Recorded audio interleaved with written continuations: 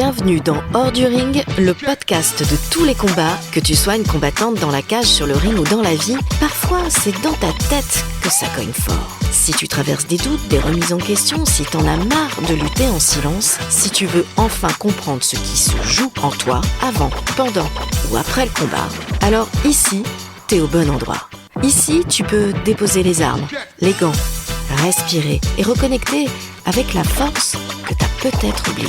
Je suis Mathilde Declercq, préparateur mental, et dans chaque épisode, je t'aide à transformer ton chaos personnel en puissance intérieure. Alors aujourd'hui, j'ai envie de te parler d'un combat, un combat qu'on mène parfois pendant des années sans même savoir qu'on est en train de le mener. Et tu sais, c'est ce moment où tu fais quelque chose soi-disant pour toi. Tu te lances dans un projet, tu prends une décision importante, tu montes sur le ring ou tu rentres dans la cage, tu pars au combat et tu crois que tu le fais pour toi, mais quelque part dans ta tête, il y a un visage, ou même parfois il y en a plusieurs. Et tu te dis, ne le déçois pas, fais en sorte qu'il soit fier de toi. Alors t'y vas, tu montes sur le ring, tu pars au combat, mais en réalité, tu ne te bats pas seulement pour gagner, tu te bats pour ne pas décevoir. Et là, je t'en ai déjà parlé dans un épisode précédent, je sais pas si tu te souviens, quand j'étais partie en Suisse pour une compétition où j'étais tombée contre une Golgoth allemande qui faisait 1m80, 70 kg, qui avait une fausse garde.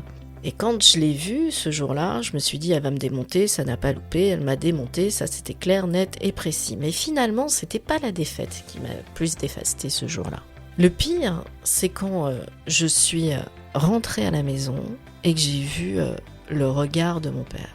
Et là, il m'a dit, je te demande pas si t'as gagné. Alors vu la tronche que j'avais, effectivement, il n'y avait pas besoin de me poser la question, mais cette phrase, ce regard, m'ont fait beaucoup plus de mal que la défaite en elle-même. Parce que dans ma tête, j'avais déçu mon père. Et décevoir mon père, eh bien, pour moi, c'était absolument terrible. C'était absolument terrible parce que pendant 28 ans, j'ai passé ma vie à chercher son regard, à essayer de gagner son attention, à essayer de le rendre fier de moi. Et je crois que ça a commencé très tôt parce que le premier souvenir que j'ai de ça, je devais avoir 3-4 ans, on était au resto avec mes parents et des potes à eux.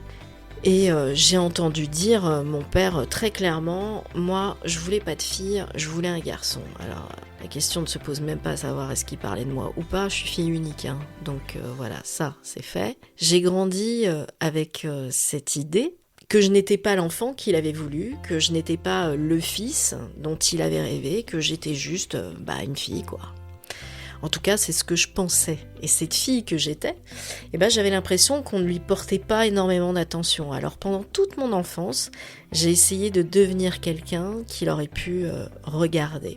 Je me comportais comme un mec, je m'habillais comme un mec, je parlais comme un mec, je me battais à l'école, au collège, je défendais mes copines. Et c'est pour vous montrer dans quel état d'esprit j'étais à l'époque. Je prenais aussi beaucoup de plaisir à faire du rugby au collège, parce que je pouvais pas en faire en club. À l'époque, les clubs n'étaient pas vraiment ouverts aux filles. Et mon père, lui, il était rugbyman. Alors, quand je lui parlais de rugby, il me donnait des conseils, il me parlait de ce qu'il aimait. Et là, pour une fois, j'avais l'impression qu'il s'intéressait à moi. J'avais l'impression d'exister dans ses yeux. Et comme je pouvais pas faire de rugby en club, quelques années plus tard, je me suis mise à la boxe. Parce que la boxe, elle, était ouverte aux femmes.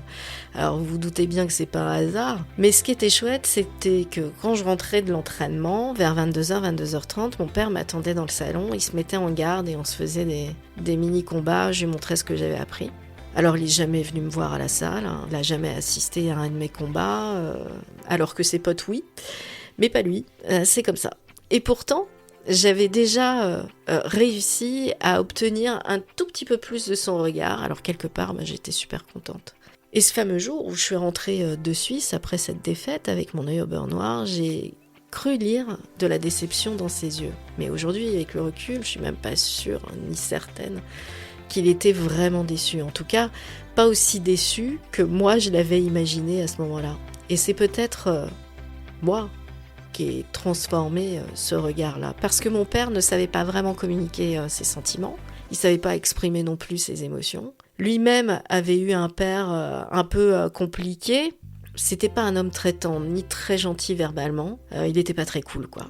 Quand on n'a pas appris la tendresse, c'est difficile de la transmettre. Et quand on n'a pas appris à dire « je t'aime », c'est difficile de prononcer ces mots.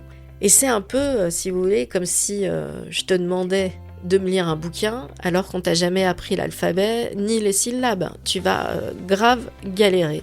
Et ben mon père, il galérait avec la tendresse, il galérait avec les mots, il fuyait énormément de choses. Et chez lui, le dialogue passait beaucoup plus facilement avec les reproches que par les « je suis fier de toi ». Et après sa mort, j'ai appris qu'il parlait souvent de moi à ses potes. J'ai appris qu'il leur disait qu'il m'aimait beaucoup.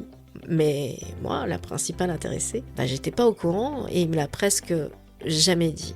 Enfin si, il me l'a dit une fois. Mais je la compte pas cette fois-là parce que ce jour-là, quand il m'a dit « je t'aime », c'était un alibi pour pouvoir s'échapper. Alors il m'aimait, mal, mais il m'aimait. Il savait pas toujours comment le montrer, et avec les années, j'ai compris que cette peur de le décevoir ne venait peut-être pas réellement de lui, en tout cas pas uniquement.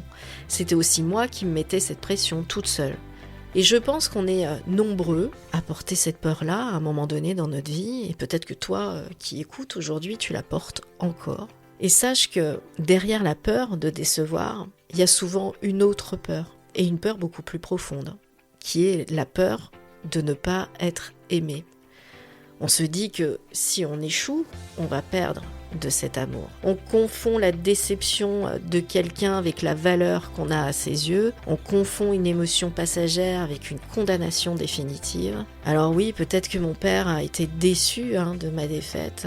Peut-être que ton coach est déçu aussi quand tu perds. Après des mois d'entraînement, quand un combat ne se passe pas comme prévu, au final, c'est normal d'être déçu. Mais la déception ne veut pas dire que tu n'as plus de valeur. À cette époque, je m'estimais pas beaucoup.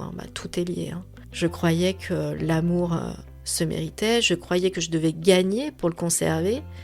Mais je me mettais clairement le doigt dans l'œil. Et cette phrase que j'ai entendue enfant, je voulais pas une fille, je voulais un garçon, a pris le contrôle de beaucoup de mes décisions pendant des années. Cette petite fille a essayé de prouver quelque chose, mais en réalité, elle essayait surtout de devenir suffisamment importante pour mériter un regard. Avec le recul, je comprends qu'une partie de moi se battait pour obtenir l'amour et la validation de mon père.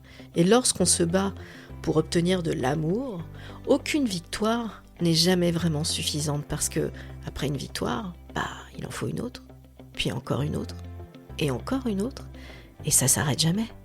On ne profite pas vraiment du moment présent, on ne profite pas de ces victoires parce qu'on pense déjà à la prochaine, au prochain résultat.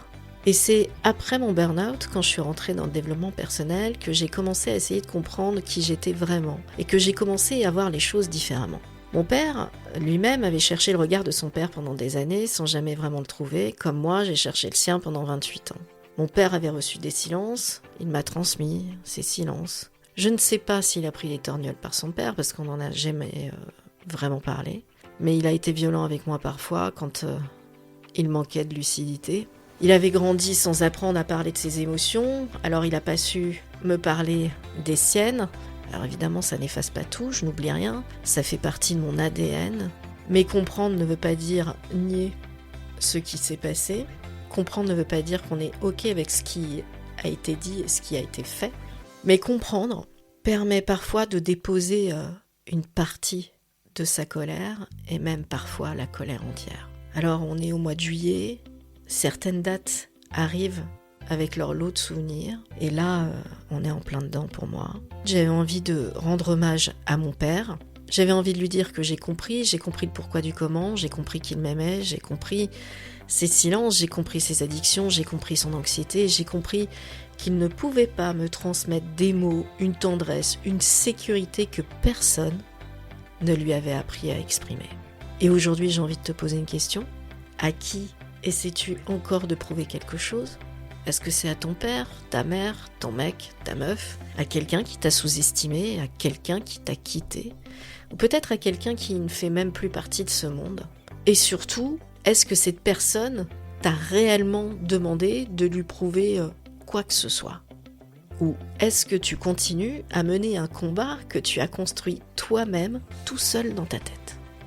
Alors j'ai mis du temps à comprendre ça, mais devenir adulte, au fond, c'est arrêter d'attendre que le regard de l'autre nous valide. C'est commencer à se regarder soi-même autrement et honnêtement. C'est regarder la petite fille ou le petit garçon qu'on a été et lui dire « Tu n'as plus besoin de te battre contre toi-même pour être aimé ». Parce qu'au final, la peur de décevoir ne se calme pas forcément avec plus de travail et des victoires. Elle se calme d'abord avec plus d'amour de soi. Et le jour où tu cesses de te battre contre toi pour mériter le regard de quelqu'un, eh bien, tu récupères ta force, ta place et ta liberté. Pose-toi juste cette question, pour qui tu es encore en train de te battre et est-ce que tu as encore envie de continuer ce combat-là? Alors si cet épisode t'a parlé, tu peux t'abonner, le partager ou laisser un avis. Et si tu ressens le besoin d'être accompagné, tu trouveras toutes mes coordonnées dans la description. Sache que j'ai aussi écrit un livre qui s'appelle Hors du ring, votre arène intérieure, disponible sur Amazon. Alors à bientôt pour un prochain épisode.